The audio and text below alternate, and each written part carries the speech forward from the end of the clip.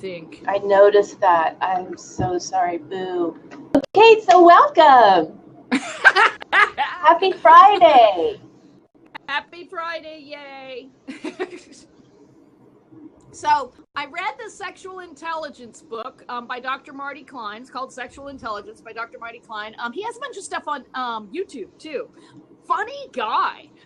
Really funny guy. So it's fairly enjoyable, although I didn't quite finish it on Audible. I have like maybe an hour or 2 hours to go out of 7. But okay. I headed for that one first because I had expectations for what he was going to say the minute he said the word sexual intelligence. I felt it was going to be very similar to emotional intelligence, and it is. So basically, that was weird. Was that you, Randy? I heard a sigh. What's happening? I'm missing stuff. I don't know. So did I. Unable. Oh. Net. See, that time I could hear your voice, but when you just sighed or did something, I could hear that. Oh, I'll mute my microphone. Firewall. There's. Oh, that's okay. Huh. Firewall.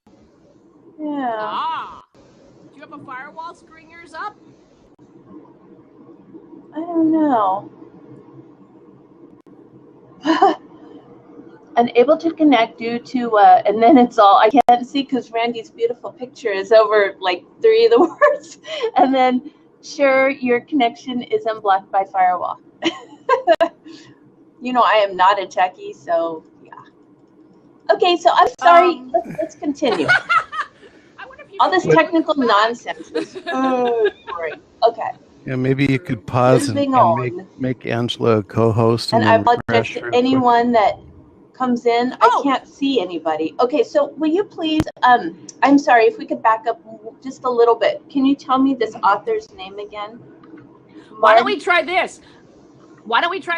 Put me as a co-host and you back out and come back.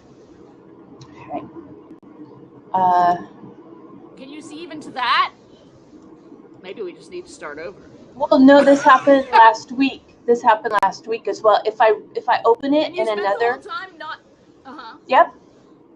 Didn't matter. Okay. Totally a-okay. Yeah, I can't make you a co-host because you can't. I'd have to do it. Yeah, you'd have to be in the thingy. Isn't that funny? Yeah, funny. I had that one time where I couldn't give any of the applause to Randy because of where he is. Nowadays, I've got that fixed, apparently. I was really hoping, this is my first week with really faster internet, too. So whatever part I could do, I was hoping it would do it, but... Congratulations on that. Yay. It was supposed to be Tuesday, too, but I didn't show up Tuesday, sorry. But so, the book is Sexual Intelligence by Dr. Marty Klein. Mm-hmm. And he's more... Am I lagging? Okay, I can't do that. Sorry. I tried to open up another window. Okay, so let's keep talking. Okay.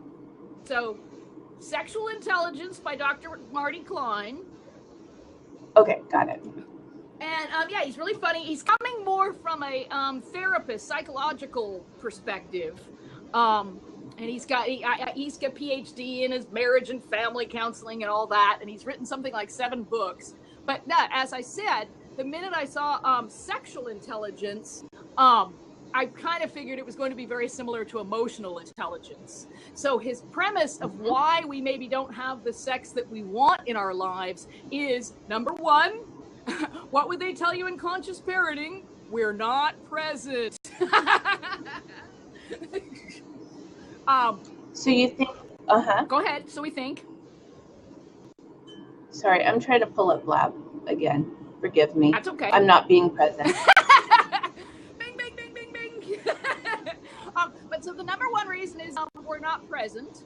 And then after that, it's that we infuse something that by itself has no meaning and give it meaning. And we may or may not have the same meanings in common with what our partner has. And because we may not, they're like limiting beliefs, because we may not have fully recognized that we even have those meanings, it's hard to have a dialogue about it. Particularly if you're not So present. is this like the languages of love and knowing your language of love and knowing your partner's language of love kind of thing? Because some people don't like to be touched or hugged for whatever reason. It's only a small portion of it. It's really only a small portion of it. Because, for instance, he was starting to get into some examples with some of his patients near the part, because I was getting near the end. And I was listening to it this morning, and I thought, no, I need to regroup for blab. I'll finish you later. But he was talking about one of his patients who he'd had a bad childhood, where as a child, he felt he had let his mother down by not saving her from his alcoholic, abusive father. And so that emotional need to do that, he was bringing to every romantic relationship he had. Whilst laying even more romantic expectations on top of that. So it's not just knowing how to touch somebody in a way that they want to be touched or what they love. It's being self-aware as to your actual deeper motivations for why you do what you do. You see what I mean? Okay. Like if you don't have a good self-love foundation, you're going to look for love outside you. If you don't have a lot of self-esteem, you may look for it from your partner telling you how great you are. Every time you lay that sort of thing, you have distanced yourself from the reality. Let's just think of it as masks or blankets or sheets that you're laying on the real experience that you could have, the essence. And now we're worried, are we fat? Does he find me attractive? Does he love me? Will I feel loved? Does she, all of that. Will she think I'm a stud? Will she? Okay. So I think the question we would ask ourselves is, what is the experience we want to have? Right. Now, the reason I got interested in it, and the whole reason I'm going to start doing a video series on sex when my the next 99 ends, which is, we're getting close, 14, 15 days, somewhere around there. But the reason is, in the last year, while talking to people my age, give or take some, I'm finding a huge number of women who just say, I just don't have sex anymore. And I mean, one of the first ones that told me that was actually married and has been married forever, but it's just like, nope, it's off the table. And you know what? I have girlfriends that say the same thing. Exactly. They're like, and they joke at lunch, you're like, oh, honey, zip up your pants and put that thing away. Like, things like that. I'm like, dang. Exactly. And see, why are you bringing that energy? And see, for me, right, I'm looking forward to, if and when I have a next relationship, in terms of being present and aware and awake, I'm the best I've ever been. So you see what I mean? But then you hear all these things and it's like, what's going on? It just made me curious. Why is this such a huge phenomena? And it's interesting because the obvious assumption would be they didn't like it in the first place, so they only did it as long as they needed to do it to procreate and have children or keep you happy for a while, and now they didn't enjoy it anyway, so they stopped. But that's not even necessarily the message I'm getting. So it's really, really interesting. I just saw a how you get ads that pop up here and there, and there was a girl that looks so sad, and looks like she's in her 20s, and the post was, why is sex so boring? I didn't open it, but it stuck with me, and I'm like, shoot, Angela, do you have an answer? Why sex is so boring? Yeah, I mean, if that, I don't know why it came to me. But sure stuck with me. There must be a reason. No. Do you find sex boring? Would that be a whole boring video series to do? Well, I think that if people feel like if there's an energy that they have to do something, I think it puts a lot of stress on us. Absolutely. That, I have to. Oh, I haven't been really, good at giving. And then we might tend to back away even more, and then create a big wall. Exactly. Yeah, he talked about men particularly with performance anxiety, but women too. Women can have it as well. Expecting admiration, expecting that if I don't perform to a certain level, he won't even stay with me. if I'm not interesting. We've certainly heard some of the people that have talked about people that aren't interesting. So we have some stereotypes to, turn to. I think the main thing is that you need communication. And I think no matter how not present in a wake you are, you can get around a lot of it if you have the communication. It may be hard to know why you do the things you do. I mean, I can look back at my early sexual experiences when I was a kid, right? And I can see that some of my attitudes were certainly based on a need for attention, a need for approval, a need for simple affection. You see what I mean? So it's that laying of your needs on something that isn't supposed to be filling your needs. Okay. If you take it to the base thing, and I mean, we could argue this, other than procreation, sex is almost exercise. I mean, it gives your body a physical release, and almost exercise. Yes? No? You made me laugh because I had this memory of, it was either a talk show, but it was only audio, like radio. I can't remember, but there was like, I think so. And the caller was saying that she and her husband would like sleep, in the same bed, and he'd like masturbate, like right there. And I don't even know what the advice was, because I was like, what the heck?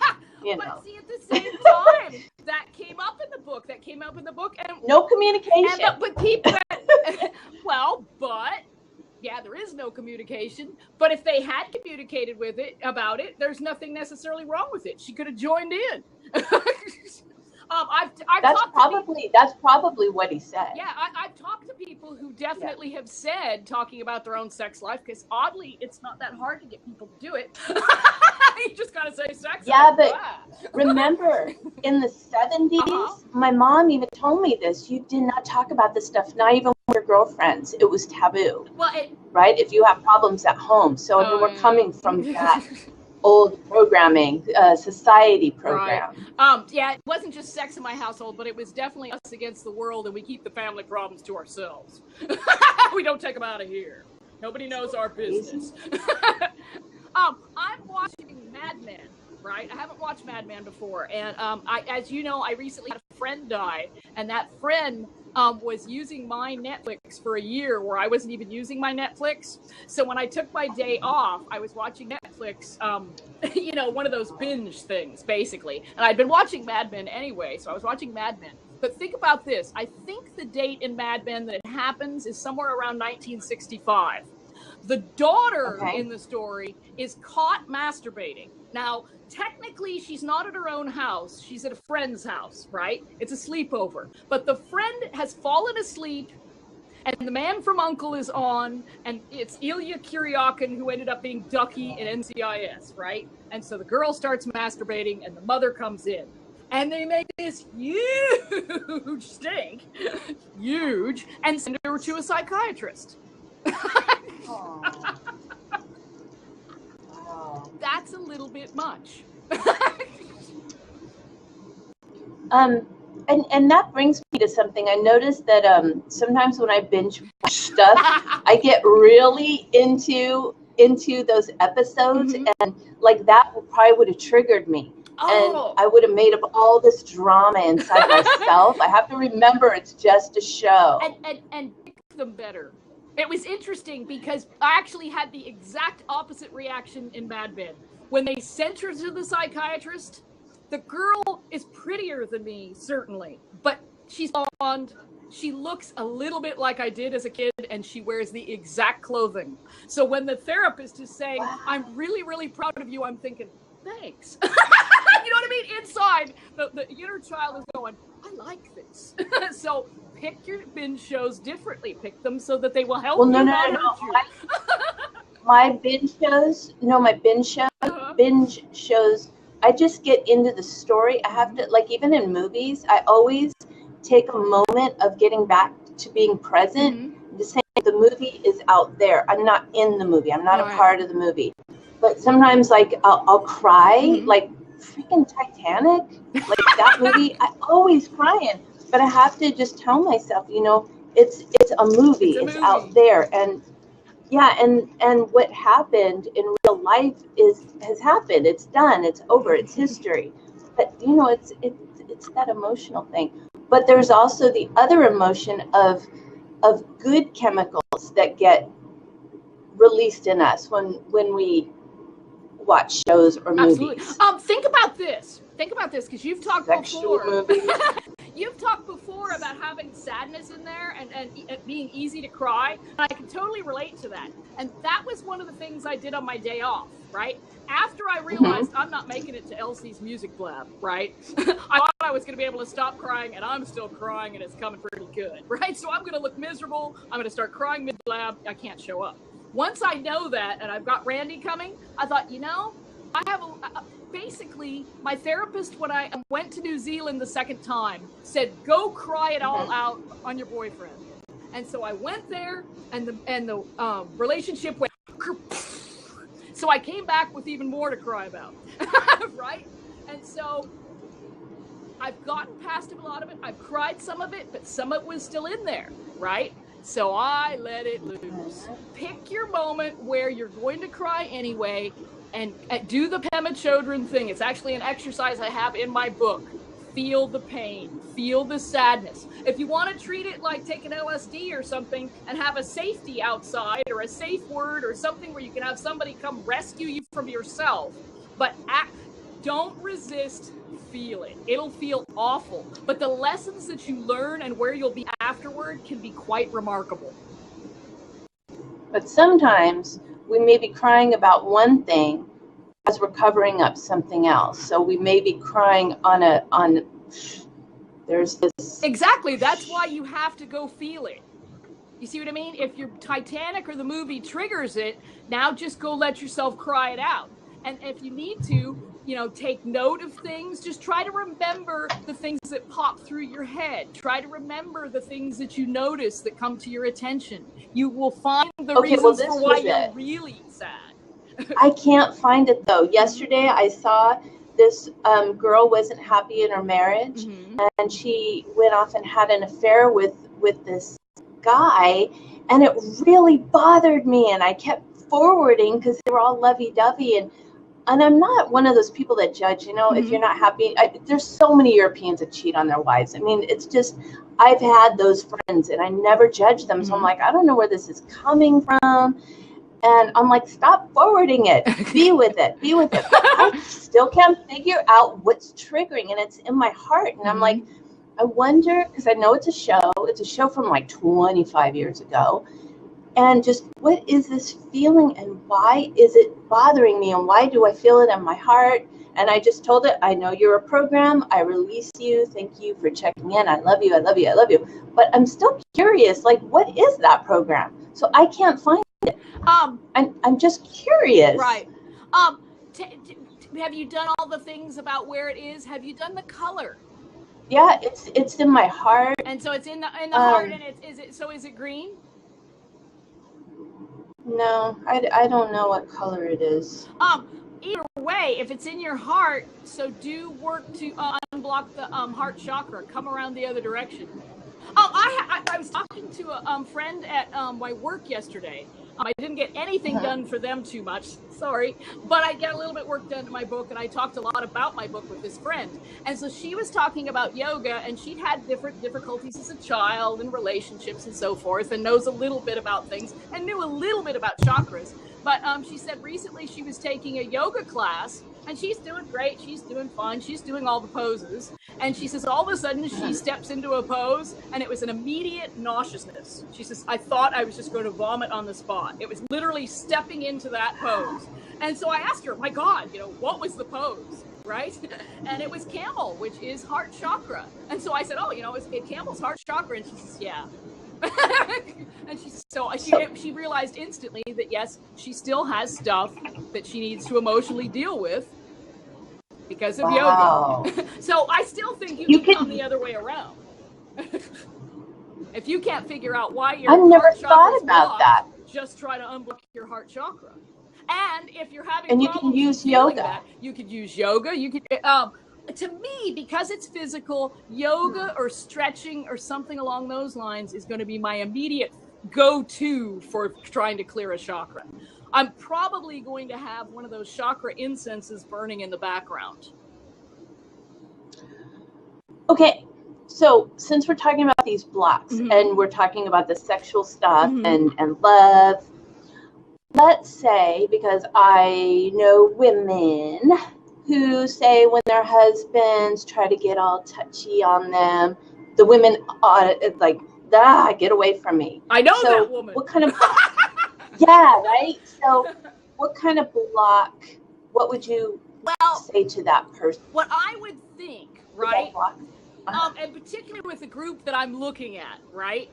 And particularly women, I think as we get older, we don't have that young body, right? And particularly women, if they've had babies and things, there's different beliefs of whether your body should have gone back to its original size and shape. There's a difference of opinion about whether your sexual parts should have gone back to their original size and shape. So you've got a lot of hang-ups that you're like, and notice the second he's touching me, is he feeling my fat? Can he tell, does he recognize I don't feel the same? Does he still find it attractive? You're not present, and you have totally just submerged into insecurity of probably body image.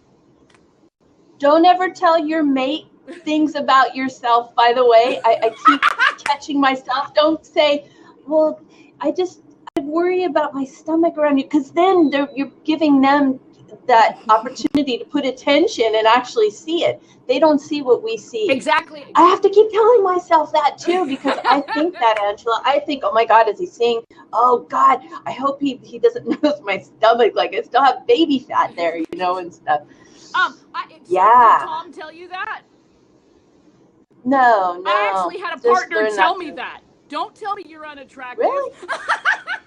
Why would you want me to believe that you're unattractive? Why are you trying to sell me on this? And I'm thinking, right. Damn. They may actually still have the program of what you used to look like. Well, right. And they find things like your hair right now. If it were a sloppier ponytail, a lot of men would like that. You know what I mean? Whereas you would maybe want the perfect ponytail. They like that little tendril of hair that you're like. So you're a little bit of roundness. I remember that particular partner. Why would I want a woman who feels tough and hard and muscular? I don't want her to feel like me. I want her to feel like a woman. So sometimes those curves are actually an asset, and you're wanting to get rid of them and hating them and screwing up the moment by thinking, oh, don't touch that. No, isn't that sad? So what do we do in those moments if we catch ourselves and we need to get back to that partnership? That I remember in the old days before I'd learned as much, I simply told myself anytime an opportunity for sex came up with a partner, it was like, remember, you like sex. Just tally ho, right? Just give it a go. But now, I mean, with our other tools, like Gil's, the 3-second clearing. The minute you 3 seconds. I can't think what it is. It's not 3 steps. 3 steps. That's it. 1, 2, 3. I'm done. That's it. But it's a quickie. It's quickie clearing. Damn. Wait a minute. I just opened Google. Totally accidentally. Am I back? I think I'm back. But like that. So the minute that you know that you're not present, you're present. So you don't have to do anything except remain present. and certainly and be the observer. Exactly. observe the critical the one being critical of themselves. Well, right? If it's during, you always say things if it's during sex, you just might want to just stay present and then think about the person that was critical of yourself when you're done. Oh, I got you. Well, unless you were alone in the first place.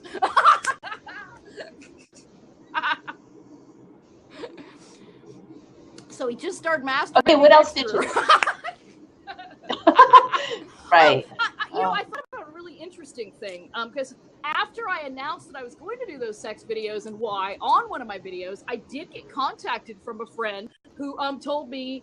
I couldn't really figure out what he was telling me at first, right? But he was in one of those relationships where the woman, after she went through menopause, is like, that's it. We're closed. If you want sex, you have to go someplace else, right? And that's okay. But there were rules on how to go someplace else and when and so forth, right? But as I started thinking about it, right, and he was actually contacting me because he was telling me he thought he would watch my video series and he thought any man that was in his particular situation might.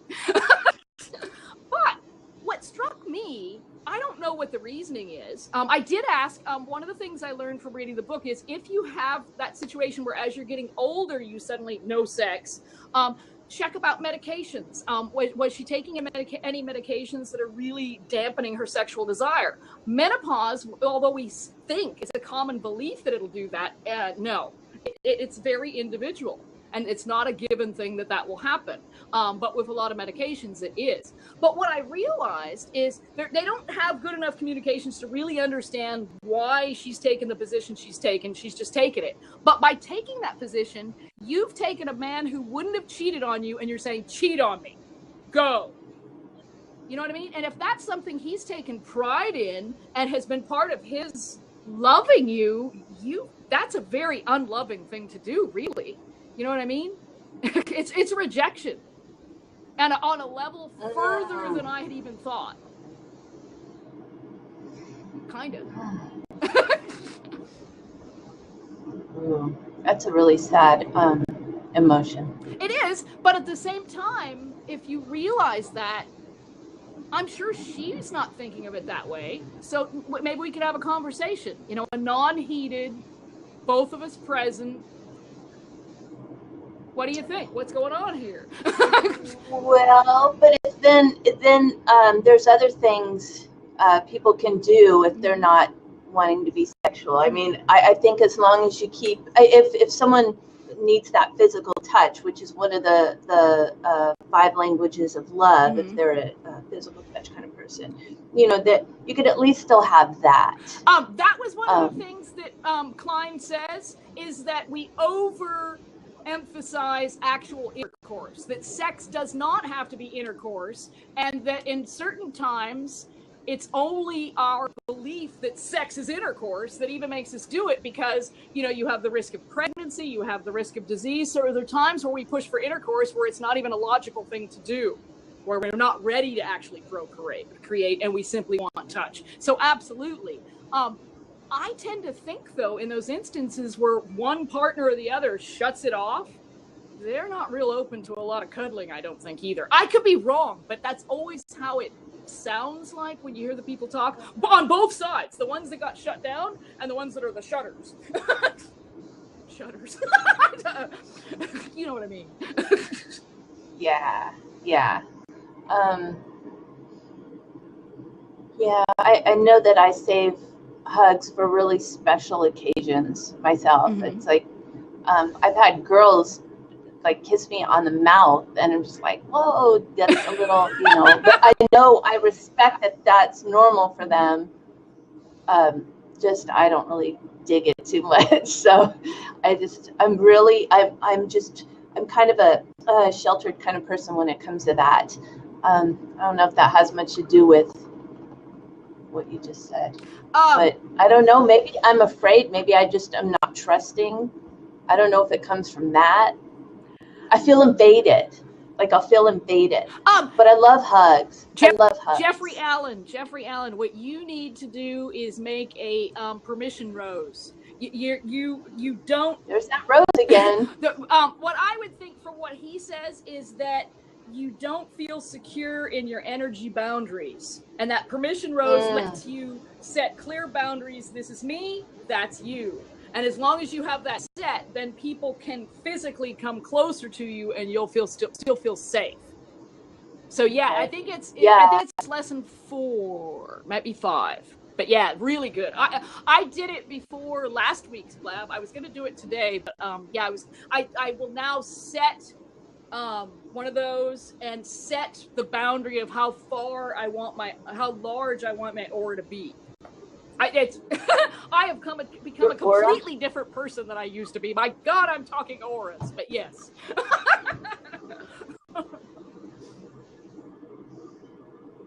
Another thing that with the permission rose, you might have your aura out too far and want to retract it back more comfortably a distance to you.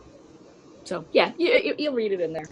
Another one, when I was talking about this though with Mark, my therapist, right? So I was talking about this subject, and we were talking about where the people have it shut down on sex, but where they withhold sex to punish you.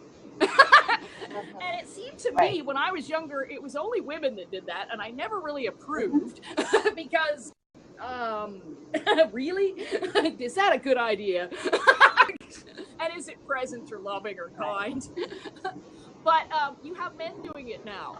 And so he gave an example. Wow. Yes, but sometimes either side doesn't even know they're doing it, right? But what will happen, and this is more obvious with a man, right, is that if you've been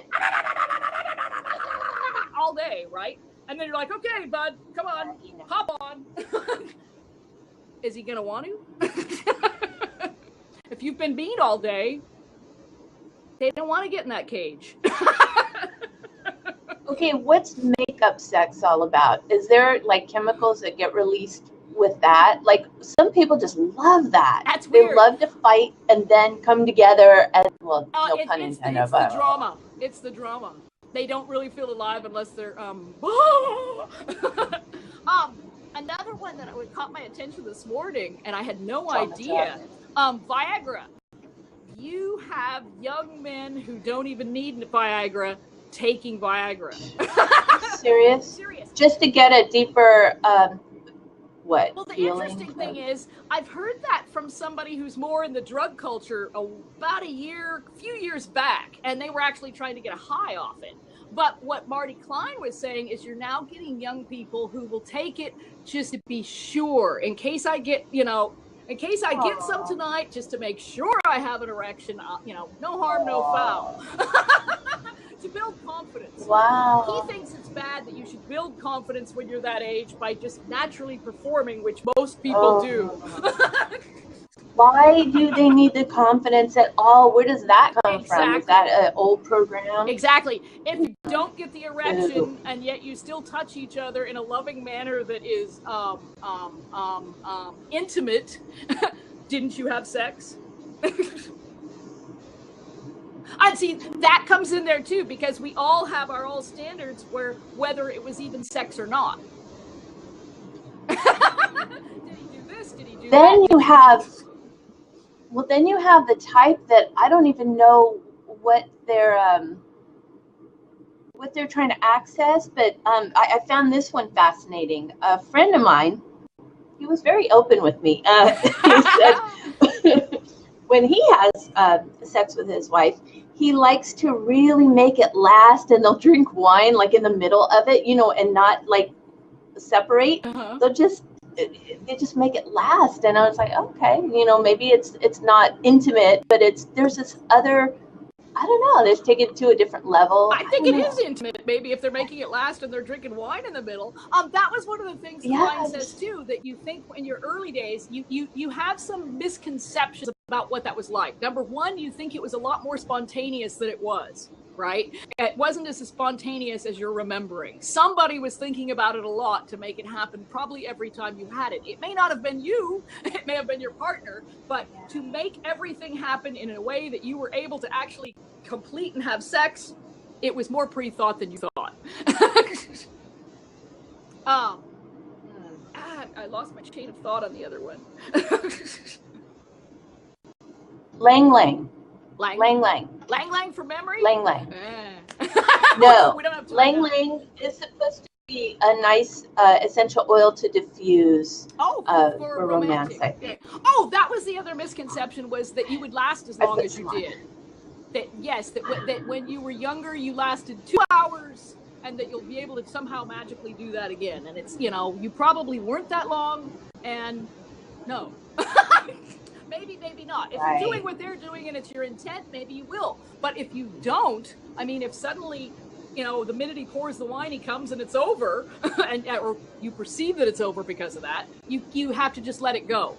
He has an entire chapter where he names a bunch of the stuff that you could get hung up on, and his solution for every one of them is, let it go. Let it go. What about shame? Let it go. Like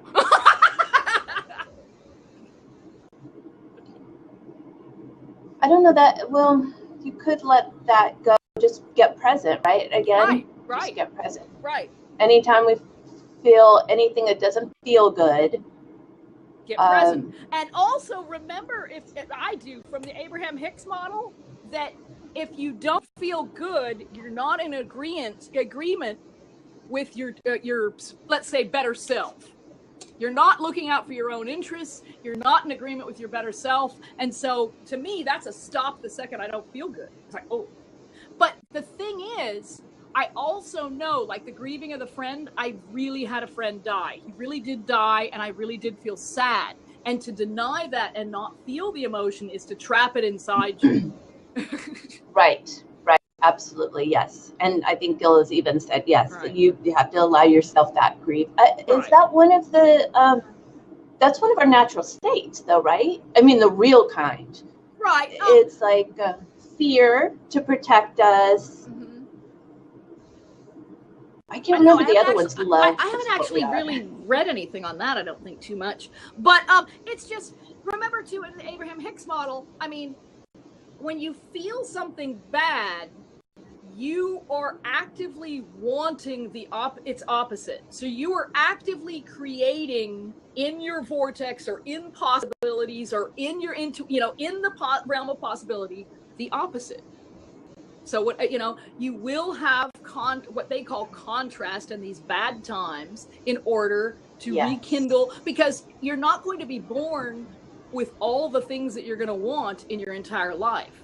Some of them are going to be reactionary to things you experience.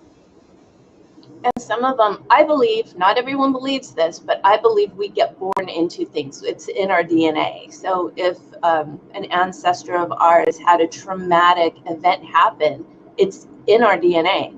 So we have to know that that's not us. Oh my gosh, how freeing is it just to know that? So I kind of come the other direction. I did believe that. And I actually, the first time I ever saw a therapist, when I was getting my divorce and my husband wanted to go to marriage counseling, and I'm like, yeah. But so I ended up seeing a therapist for divorce counseling anyway. And I told her that I believed in my family because X number of generations back, we have a Cherokee Indian man who's married with an Irish lady. And they have, of course, a half Cherokee, half Irish child who, in the environment that she was raised, when we heard when I heard family stories later that she had said, etc., it doesn't take a lot to add that she was really, really ashamed of her situation and her parents. And it's terrible. I mean, that's a terrible, her reasoning was probably very much cultural and outside herself. But it's what it is with the time. And I absolutely felt that had been carried down through my mother's family. But now when I look at it from the Abraham Hicks perspective, we choose the circumstances of our birth. So not only did you have that ancestor that had that, you aimed for it and wanted it for the contrast it was going to give you and the things that you would then want to rise to do and know and learn from that contrast and negative experience. It's turning a negative into a positive. Cool. Right? That's really cool. And you got me thinking about, I just totally shifted directions on you. In my okay, thought. Go for it. Okay, so when we have a partner, I think I have always come from the state of being that what is it I want? What do I want? Am I feeling like frisky? And I never really think about the other person. And I wonder if just taking all that off of yourself and how can I give more to that other person and just keep generating that energy. And I know that we receive when we give. So if we know we're giving from love, whatever it is, we're automatically receiving, and we take again all that stress off of ourselves. And I think I'm actually going to try that because that's a definite weak part of my own self. So that's what I've gotten out of this so far. I can tell you a story about that from my own experience. That is exactly how I tried to approach that last relationship. We would tend to get in these bad places every 2 weeks, 2 months, I don't know. It was almost cyclical. If I had charted it at the time, I would have known a lot more. But we would have, I wouldn't get mad, he'd get mad and have a blow up every so often, right? So because I loved him and because I felt certain things about the things he had been through in life and his childhood and how he had overcome them and so forth, right? I really wanted to totally achieve that goal of unconditionally loving him and trying to think more. Yes, exactly what you're saying. At the time, it was completely unachievable. I won't say you will, but for me, you will. For me, I still drifted to where something would happen and I would get triggered, and it's like, but me, what about me? I'm hurt here. Why didn't you? You know what I mean? You don't know that you're looking with expectation, but you're still looking with expectation. And the problem was that I still didn't love myself. So it took that relationship, getting my heart broken, and learning to love myself. Now, if I were to attempt that again, I wouldn't even need to attempt it. I'd already be there. You know what I mean? Because I don't need anything filled.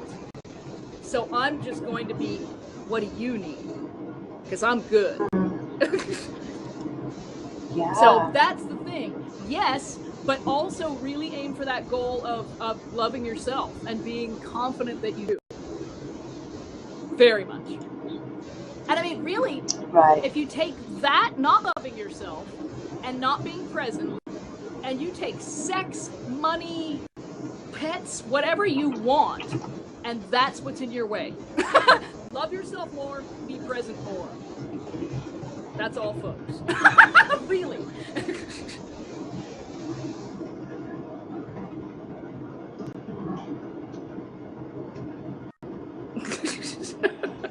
I am thinking on my video series, though, of also talking about how to size for a bra, because I know as I got older, and I know a lot of women, you just stay with the same cup size you ended up with younger, and as it gets tight, you just add more to the number. And it doesn't necessarily work that way. I was really surprised when I found out my real bra size when I resized myself as an adult. So I'll probably talk about that, and then I will give you different tips about sex toys and so forth. What's worth your money? What's not worth your money? In my estimation. Oh, cool. Actually, if you wouldn't mind, I want to get into that next. But first, I just wanted to say that if anybody does have some deep-rooted issues of sexuality and feeling uncomfortable or anything, NLP is a really powerful tool to use. Just look into that. You can because I mean, I have, as a child, I saw a couple things that really disturbed me. And then when I was doing anything like, I'm not going to say what I saw, but I'm going to give an example of how I got uncomfortable. I was filling my water and pouring water into another container at the same time. And then that picture came up, and I realized whenever I'm doing two things at once, I think of this awful image, and I get so, and I used NLP on myself, and I took the old image. I said, I'm done with this.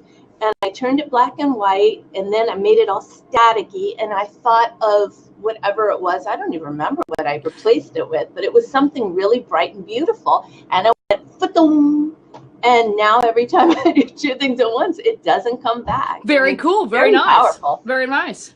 You essentially did what the EMDR did for me with the PTSD. It's the same thing. The only difference they would, from what I've heard, from what he said, that they would make against it is they'll call it PTSD if it has a physical component. So I don't remember when you would do that. You'd try to do two things. You'd picture that, and then what would happen? What would you feel? You'd see that, but would you have a physical response? You're asking me? Like with me. Okay. Like with me, with mine, what I would have is, that adrenaline response, the fight or flight? And as a kid, you could feel that just course through you. I felt that every day as a kid, more than once sometimes. And it's funny because when I told Mark about it, he says, "Oh yeah," he says, "every time I thought I was going to get in trouble with my mother, I'd feel that." And I said, "No, I could just think about getting in trouble with my mother. I could think, did I remember to do this? Am I, and have it happen." And that was happening my entire life until after I got a divorce. Oh, you know what? Angela, yeah, cycle. Actually, yesterday too, I totally figured out why I needed to get a divorce. Yesterday you figured it out? Well, meaning in words where you could say, this is what happened. And really, he was a person who didn't want to change, and I wanted to change. So he wasn't, you mean change or grow? Or evolve? Grow. Grow. He didn't want to do, let's put it that way, when you went to the therapist that we went to, I was doing the work. I didn't want to go to the therapist because I said, I want a divorce. I want out. I don't need marriage counseling. Okay, it's divorce counseling. Oh, okay, I'll go. Then I authentically, enthusiastically did everything she asked me to do. He wanted to go and didn't do any of it, and then had that moment where I came home one day where he says, "But I don't want to change." And I said, "Well, nobody asked you to." But I realize now that you're this far down the road, I've changed a great deal, and he hasn't. And he told me that all along. So now you realize, yes, we were at a point where I wanted something, he wanted something else. And you don't even have, it's not like I was guilty or, it was just interesting to have it so black and white. You know what I mean? Well, what brought you together to begin with? Do you remember? We worked the same place, and I was under a lot of pressure from my family. I had worked, I went to Davis as I wanted to be a writer, right? So I'm studying English and writing emphasis and wanting to write and being told if I'm going to have any future as a writer, I need to move to New York. But I'm the only child of my parents.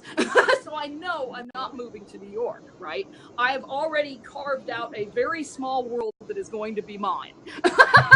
Right?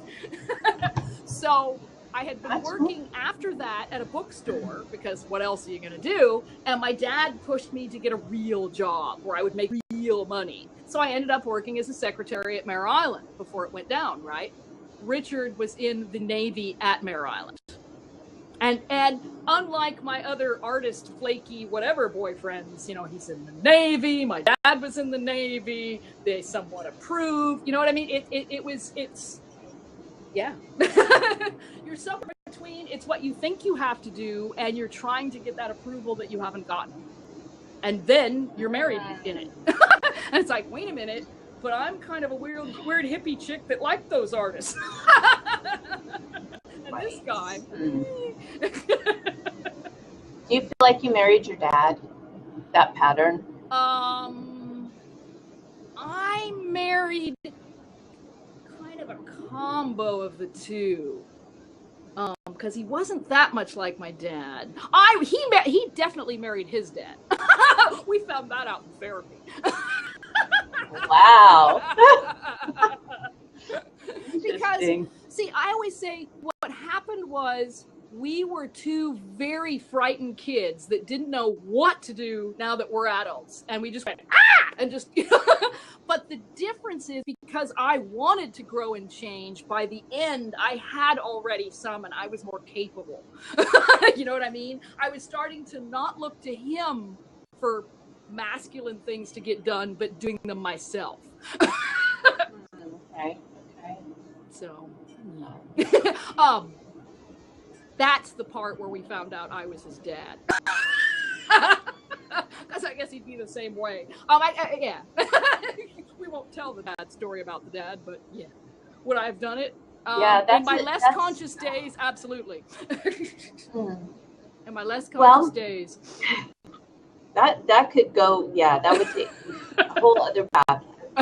But, okay, so sex toys. Do you have anything to share? I do. That stuff that's coming up on your 99 videos. It will be 99 videos about sex. I'm giving it away already. Nah. Easy. This is just a taste, a little taste of what's to come. My personal preferences would be rechargeable. If it has a motor action, get rechargeable. There's a particular rabbit that's particularly good. I think they call it a black label one. It will be black, but it's rechargeable. It's a very nice one. I also really like some of the glass ones. Glass is very nice. And when you have the glass ones, you can play with the temperature. You can put them under cool water. I was going to say, okay. Yeah. Now, the glass ones that add a motorized action don't bother. Really don't bother. And when you're buying them off Amazon, yes, do read the reviews, but realize some of them are going to be, absolutely not. Oh, yeah. Always read reviews. Always read what reviews. About for men?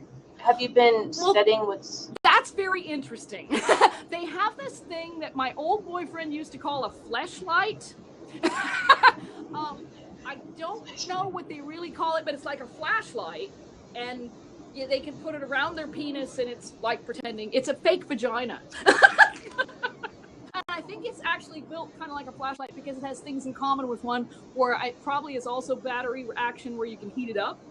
Probably. I don't know. I've never seen one even in person, but I've seen them, on TV and things. I actually now know somebody who admitted that he had one and used it. Otherwise, if you talk sex toys with men, generally they're interested in my experience, they're interested in using sex toys on the woman, but not on themselves, generally. And they're more visual too, right? We need the... That's probably an overgeneralization. They probably are more visual, okay. But there's probably women. If you want porn, watch. Who is that? Did you watch Wreck-It Ralph? I watched some of it. Do you know who the actress, the comedian is that plays the little girl with the candy in her hair? I can't think what her name is. Dark hair, female comedian. That. If you can find her stand-up routine, I can't think of her name though. On porn, it's hilarious. And it's so true. Because if you Google porn, or if you find free porn on the internet, right?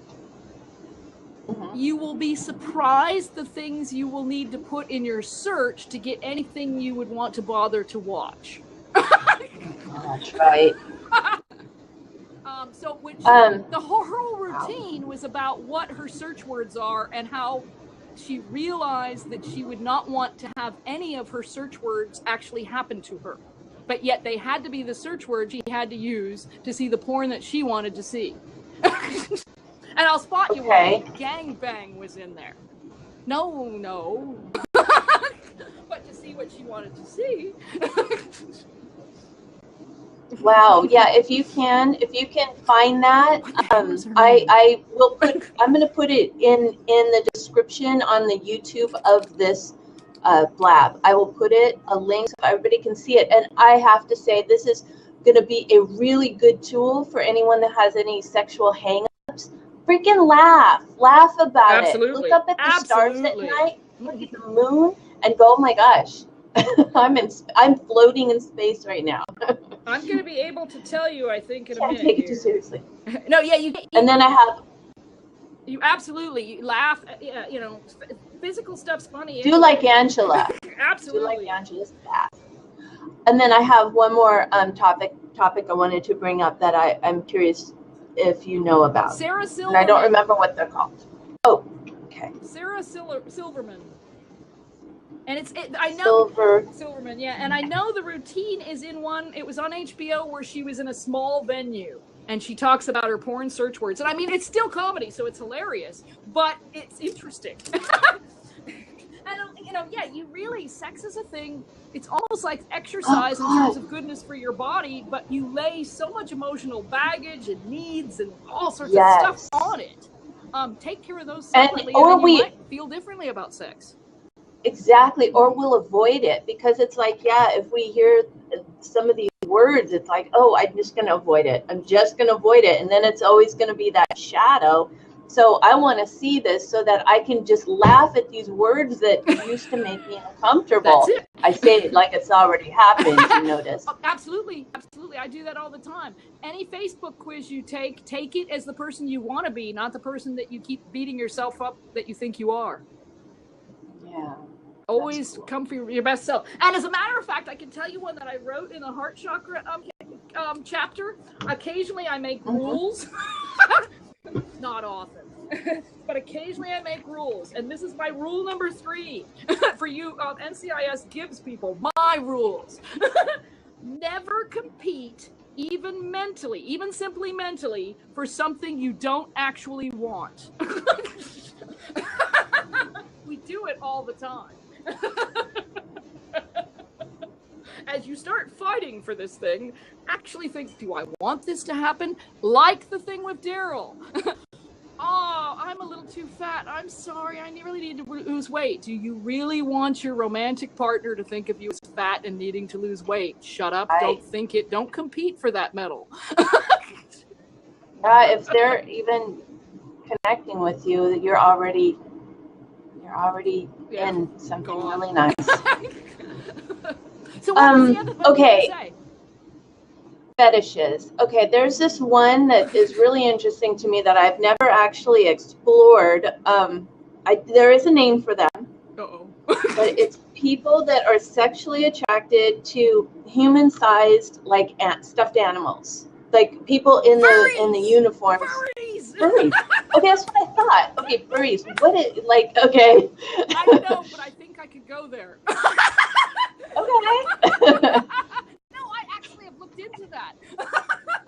It's Okay. because of the Mardi Gras thing, right? I really enjoyed Mardi Gras. I really enjoy the idea of dressing up in costume. There's a part of me that is that hippie chick, colorful, part crow that it's like, ooh, I could dress up like a princess. I could dress up like her. Well, I like cats. I like cuddly things. But I wonder if I'd like that. Everything I've seen, it's a little bit more gay. I can't be sure if it's lesbian gay or male gay, who gay, but when you look at it anywhere online, the numbers are overwhelmingly. Actually, you know how I found it out? I googled furry porn, and furry porn, the gay furry porn seems to outnumber it like 3 to 1. So it seems, and so then I thought, yeah, okay, maybe there's like comfort in it or something, but I don't want to be there with just a bunch of gay people, so I'll go to Mardi Gras. Yeah, you have to judge anyone. You're just everyone's in. It's not the judging. It's like it's not the judging. It's that you want to. Dr. Phil used to say, right, that if you were looking for a relationship and you were looking for a relationship with a certain type of person, you should go to a target-rich environment. And since I don't want a romantic relationship with a gay man. I have lots of gay friends, but it felt a little overwhelmingly. Yeah, but okay, so back to this costume thing though. I mean, we're not being ourselves. We're being something different. We're being we're dressed up, and that's what's attracting. It's like it's nothing to do with spirit, I don't think, right? What is a fetish? What is a fetish? Well, a fetish is going to go a lot of different ways. Because it could be a perversion, right? It could be a perversion. It could be simply a preference. Some people would prefer to wear, to smell, say, cosmetics, right? Perfumes and stuff. I've had a partner who preferred a woman's natural scent and didn't want me to wear deodorant. Didn't also care how hairy I got. Just bring it on, hippie chick. It's like, ooh, a little hairy for me. So yeah, that would be kind of fetishy, kind of perverty. Is it so they could reach something that? I don't know. For me, I know what I look at it as would be play. But then see, I'm already more present and aware, so that I think I would be into a little bit of that.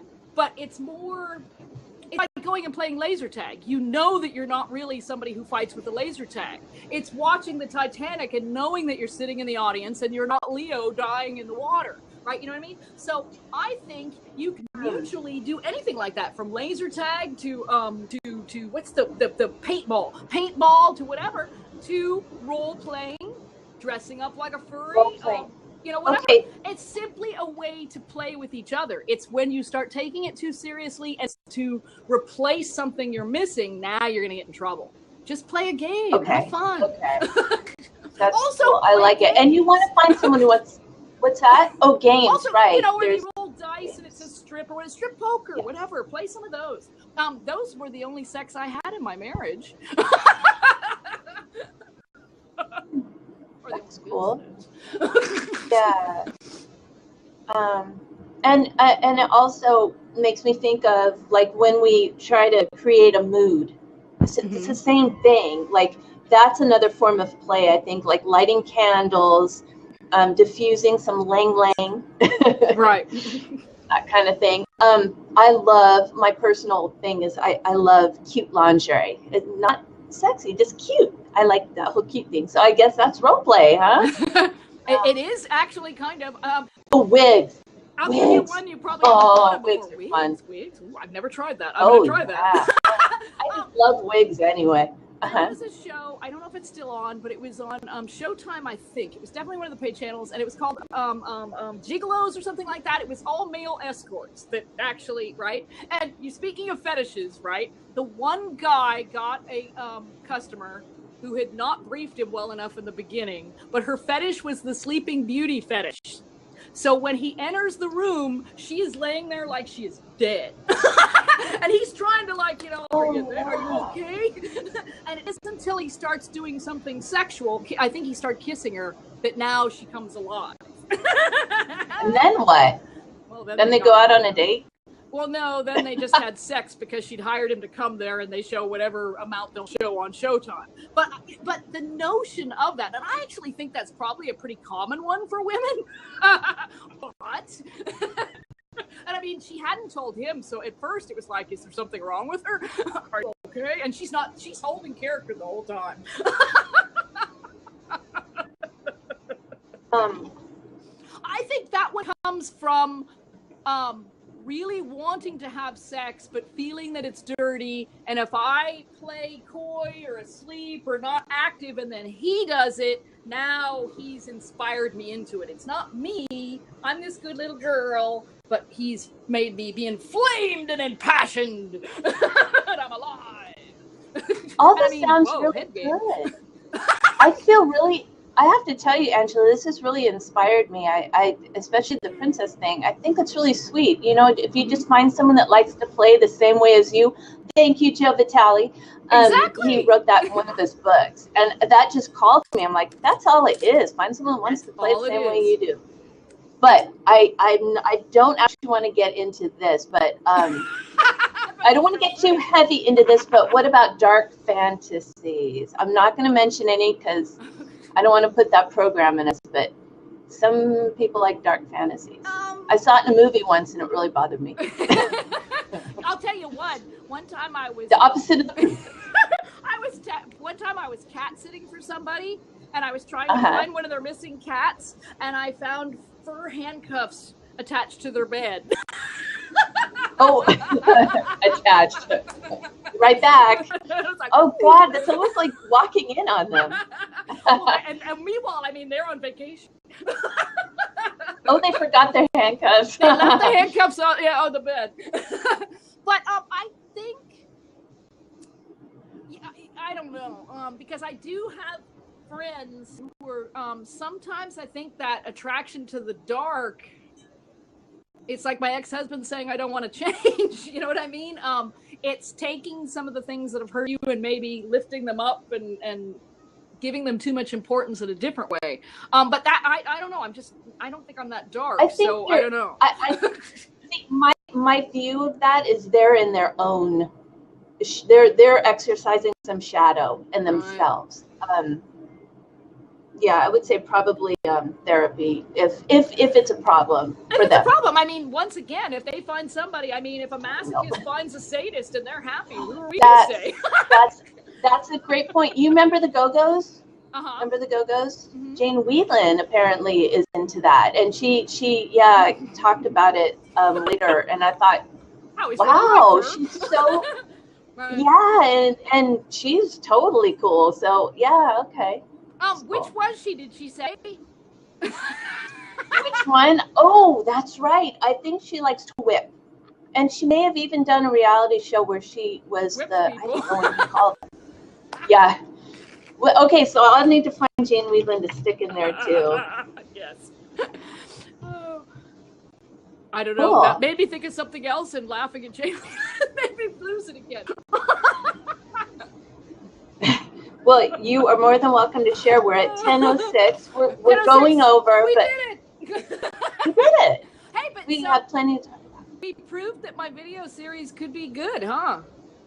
Oh, it's going to be amazing. You know what? More awareness, more exploration, just into the old taboo. It's not taboo. Like, just talking about this, I was a little afraid of this, to be honest. I know, because you called it the love, you didn't put and sex beyond. in the title. I can tell you another one that I think is fascinating, and I would love to interview one of these people for one of my videos if I could. But when I was watching that Gigolos, I found out those male escorts, right? One of them that they talked to was in his 70s, right? And what you don't realize is that the escort service actually needs elderly escorts like that, because think of, like, say, a Joe Vitale, right? Yeah. Think of somebody like that who's in business and he is married, but let's say you're not married. Let's say you're widowed, right? And you want to go out to a business function, but you want to have somebody there with you. You're going to want somebody age appropriate. Now, maybe in that relationships and in that outing, you're going to end up having sex. Maybe not. But either way, there's certain people in certain times in your life where you're going to want an age-appropriate person. And if you're still sexually active or want that at 70, they're going to need to have somebody at 70. So it's interesting. I mean, if you could turn 70 and become an escort. That's beautiful. Yeah, your life could just be beginning. In a new weird way. Yeah, there's plenty of sexy 70-year-olds out there. That's it. Actually, yes. Sam Elliott. Any woman. I've never heard a woman say Sam Elliott wasn't gorgeous. Well, my husband is. I know, right? My husband's obsessed with that guy. He thinks he's the coolest guy ever, and I'm just like, oh, there's your guy. There's your guy. But yeah, he looks really, really cool. He really does. He grew on me. Yeah. So I think definitely sexy. Ooh, we'll have to. Hey, you want to do a blab about sexy guys sometime? Ooh, yes. Okay. Absolutely. We might get a different clientele, but oh well. That's okay. Alrighty. People in the peanut gallery can always peanut gallery, but you know what I mean. You can always submit pictures. Oh yeah, we will. I'm gonna have some all set. Cool. Okay. Well, Randy and a Speedo. Poor Randy. Don't pick up poor Randy. I know, Randy. You're just the only one whose name I knew quickly. That'll be the day. Love it. Okay. Alrighty. You guys, thank you for today. We'll see you next Friday. Same time. Do we know what next week is? Yeah. Oh my gosh, we have a friend of mine. He's a musician, and he's also. This is what I keep calling him because I've yet to explore more about what he does. But he's about helping divorced fathers find wholeness again. So I'm really excited about that. Yay! Yay! Okay. All right. Bye. So see you soon. See ya.